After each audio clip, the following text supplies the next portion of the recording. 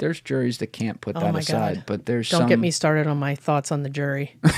I'm telling You're here. Let's get you started. I mean, you know, I've been in hundreds of courtrooms and over the years, and you were an undercover cop too, right? yeah, so you had to testify. Yep. They try to avoid that when you're undercover as much as possible, to not break my, my identity. Mm-hmm. But a lot of times you have to do that. But even when I was, on the street, I don't know why we are showing people are susceptible, like we were talking with officers, to being, misogynist or racist or, whatever it might be. So why not take that human flaw away from our justice system and make it truly blind? Why are we identifying who's on trial? Why are we saying the gender, the race? That person, in my opinion, should be behind a sheet. They should be able to be present and hear everything, but we should never, as a juror, we should never know the gender, the race, nothing about the religion. It shouldn't matter. And that is how you get rid of discrimination in the justice system. I've never heard someone propose that before. I know. Well, I've talked about it before because I've been exposed to it for so long, and I've seen the discrimination. No question. I've seen it. And that is the only way, in my opinion, to avoid it. I have to think about that a lot more. That when you first say that, I know I'm going to spend time thinking about that after this. When you first say that, that sounds pretty I see good. no flaws with that idea, because why would you need to see the person? Why do you need to know their gender? And then you just refer to them as, implicated, the person implicated, or, the person on trial. Gender might be the one that's tough because I'm thinking about the worst crimes right now to start with. Like with murder, if a husband killed a wife. But see what you already did? You already assumed it was the male that was committing the crime. Oh, okay. All right. You see? So you could say spouse. You're saying. Spouse. Interesting. Because think about, maybe it's a homosexual relationship and you don't assume. And that's the whole point. You need to keep that out of the justice system, because I'm telling you, I've been a part of it for years. Justice is not blind.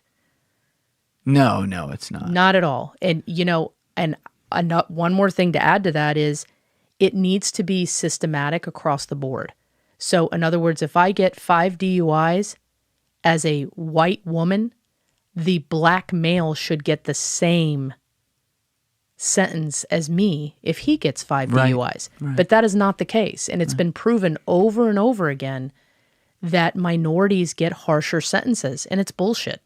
Malcolm Gladwell, you ever hear of him? I love Malcolm Gladwell. Okay, so you read some of his stuff. So did you read, I always forget which book this was. I want to say it was Talking to Strangers, though. I love that book, yeah. And I identified with that book because it's Kansas City, and I was a cop in Kansas City. So he starts the book out talking about police officers in Kansas City and how they did an experiment on... what was that again? Can you explain that? Yeah, I'm going by memory here, but they did an experiment, a study, a social study, essentially on how officers from different backgrounds treat others from different backgrounds, and we have more in common than we do differences, believe it or not. Yes. But it's the human component that automatically looks at the differences, right? Whether it's rich or poor, white or black, gay or straight. I mean, it's anything. People will automatically look to how are we different when it should actually be how are we the same? It should be. Yeah. But I understand what, and to actually tie in something you said earlier too, especially as a cop, if you're trained in the academy, like you said, anything, everyone's out to kill you. Well, now you go into full survival mode. Right. And in survival mode, you're looking for the red coat among the gray. like Andy Bustamante said in here with the whole, he used the visual from Schindler's List, which some people misunderstood. They were thinking he was like talking about the plot of the movie. He was saying, no, that visual where you have everything's gray except the little girl in the red coat. Yeah. You want it, he was talking about it from a spying perspective where they're trying to spot the difference. He's like, you want to be able to sift out all the gray and find the red coat. So when somebody, to use your example, is coming into a life-threatening situation, they're looking for the red coats. They're not looking for the gray that's just like their gray in this case. You know, that's a really good point. But it's tough because, like you were also saying, split-second decisions with things. You know, what are the motivations behind those decisions? You kind of don't even have time to consider that. No, you don't. You're asked to make life-altering decisions in seconds, and then you are judged by the world in some cases for those decisions. And that's difficult when you're asking a 22, 23-year-old kid. Maybe that decision wasn't right and it cost that person's life, or maybe it cost someone else's life. But it's I think it's unfair. You know, we even do it in sports. I can't believe he didn't throw that ball or whatever. And it's like, you guys, like he had, you know, but we're talking about a game versus someone's life.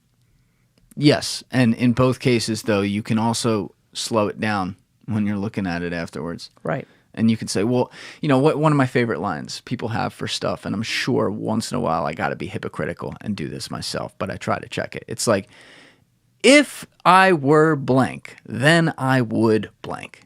You don't know. No. You don't. There's nothing that you can 100% know until you're in it what you would do. But I would challenge everyone to spend time in someone else's shoes that's completely different from you.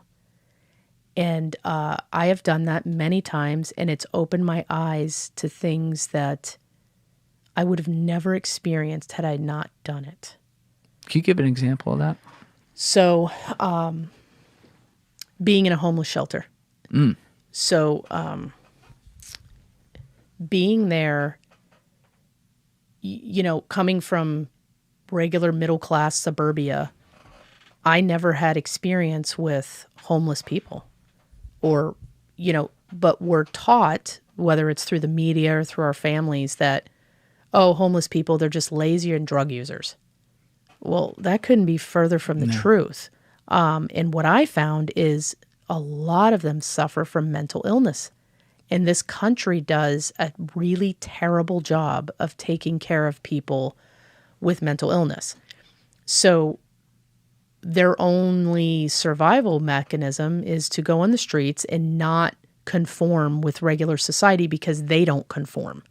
So they're either panhandling or they're homeless by choice because they can't conform to those restrictions that our society has put on people.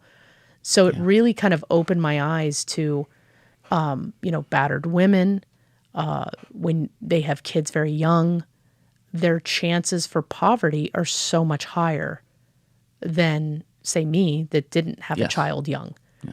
And that's unfair for them to be hampered with that. So they're already starting out 200 yards behind everyone else. So their chances of winning the race are already negative. So guys, please hit that subscribe button and check out this clip's full podcast episode by clicking here or in the description below.